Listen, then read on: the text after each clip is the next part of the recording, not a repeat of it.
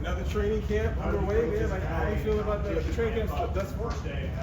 Yeah, I feel really good about it. I mean, it's good to get out here. It's good to, work as a group, get to know the guys. I think training camp is when a lot of team building and camaraderie happens because there's really nothing else going on besides football. We're with each other, 14, 15 hours a day, including meals. So, yeah, it's great. It's good to get the pads on today and kind of play some real football. I've been asking a lot of people this. Pete Carroll, his energy, it's electric. Like, from your point of view, like, how refreshing is it to see a coach like that out there, 70+ years old, with like the kind of energy that's running around? Yeah, I mean, I think as you age, you want to increase in wisdom, but you don't want to lose the youthful spirit. And I think he's a good embodiment of that. And so seeing, the optimism and seeing that, because I think sometimes life beats the optimism out of people, and seeing that he still has that is really encouraging. It's really inspiring. But it does come with the wisdom and the experience that age tends to bring. So I think it's an incredible balance, and really excited to play for him and to see what that does throughout the course of the season. Did you see him covering punts? Was he? He Down was there? Yeah, he was. Was he starting like 40 yards downfield though? Nah, he was a gunner. He was down there getting Ashton Tagging chicken. off at the hip? I don't know. When's the last time we had a player coach?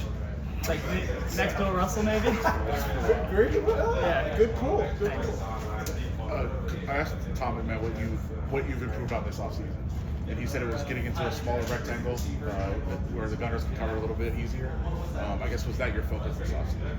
Yeah, definitely. I mean, every offseason, I just spend hours and hours and hours staring at the football, trying to think about how I can kick it further and higher and closer to the sideline. And so that's the goal every single year. And, maybe there's a year where it's perfect, but it's never been that yet. And so every year there's something to work on. But yeah, if I can put the ball in a small rectangle and give them a tiny field to work with, we got explosive returners in this league. There's 32 guys and 32 teams that can crib it every time they touch the ball. And so if you can give them this little field to work in and, make guys try and tackle them in a phone booth, I think that's best.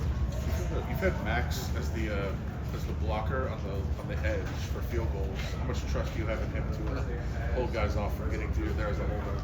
I mean, how much more trust can you have in a guy? I mean, that's someone is gonna give everything he's got every single play, and I think it's good to have him out there. I just respect that a guy that's getting paid what he's getting paid, who has the accolades he has, is going to take something like field goal as serious as he's taking it.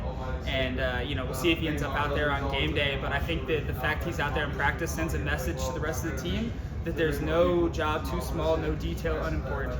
And we're going to do whatever we take to win, and we're going to have the 11 best on the field on every single play, whoever that 11 is.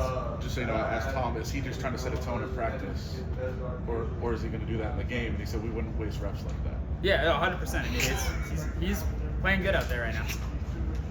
Do you feel any pressure, like being best punter in the league? That's because you're my guy or whatever. But do you feel any pressure, like getting contracts and everything else, and being recognized as one of the top punters in the league? Yeah, I was actually talking about this a little bit earlier. The funny thing about my job versus Daniel's job is, for instance, for Daniel, the uprights are the exact same dimensions every single year. So there's like a theoretical max to what he can do, which is make 100% of his kicks. But for a punter, the better you play, the more the goalposts just shift. If I kick it 50 yards, can I kick 51?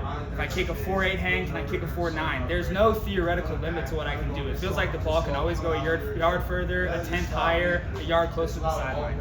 And so, I think there is a little bit of pressure, but I think it's a good thing. And I think that it forces me to really, lock in, and I don't have, I'm very hard on myself. I'm very critical of my own performance. And so I continue to shift the goalposts probably more than anybody else will shift them for me. And I think there is a little bit of pressure, but I think that the pressure is a good thing. And I think that once you stop feeling that pressure and once you start having that jitters, it's probably time to hang them up because you don't care enough anymore. When you came into the league, did you kind of have any goals like that? Like, I want to, especially come to the Raiders, Ray guy, and everything you know about him, obviously. Like, did you come into the league maybe thinking like, I want to be a Hall of Fame or anything like that? You ever have like lofty goals like that? To be completely honest, when I was in high school, I didn't even have a goal of playing in college. And when I was in college, I didn't have a goal of playing in the NFL. And And then when I got to the NFL, I was just so happy to be there that I was just going to do everything I can to just enjoy my time and get all the juice out of it. So I really haven't been someone who tangibly writes down goals, because for me, and I know everybody's different on this, but for me, goals can be kind of limiting in some ways, where if I say like, okay, I want to be first team All-Pro, that still might not be reflective of achieving the most I can accomplish. And so to me, the goals that I set are more so based off of my routine, based off of my process, and based off of giving every single thing I have to the game every single day. And so, yeah, I mean, you know, the accolades are good, and anything that comes with that, a contract or anything like that, it's positive. There's some good things about it. But I've never been one to sit down in a journal and say, oh, I want to average this, I want to net this. My goals are more so like, here's what I'm going to do every single day. I'm going to put the blinders on. I'm going to spend 95% of my time in the microscope, and then I'm going to look up at the end of the season and see where I was at. Along those lines, do you know where you stand on the all-time list in average? Not a clue. Second. Okay. Who's first? Well, that's a good question. I'm not sure. Come on, know your facts, Adam. I look it up. But I mean, I guess I was going to ask, is that important to you? But I You guess gonna not. come talk smack to me and not know who's not better? smack. No, I'm saying I was saying that it was impressive. Not that Thanks. it's but I mean, is those things important to you? Like going down in history all time, like wherever you end up ranking? No, not necessarily. I mean, to me, the most important thing, like I said, is the in the beginning of the goal, right? The process and how I go about that. But more important to me than any stat, any accolade, is just being a great teammate. Being a great teammate does have to do with production, and it does have to do with how you play and all of that. But from a stats perspective, I try and watch that as little as possible, because I think that can be a potentially a dark place to go to.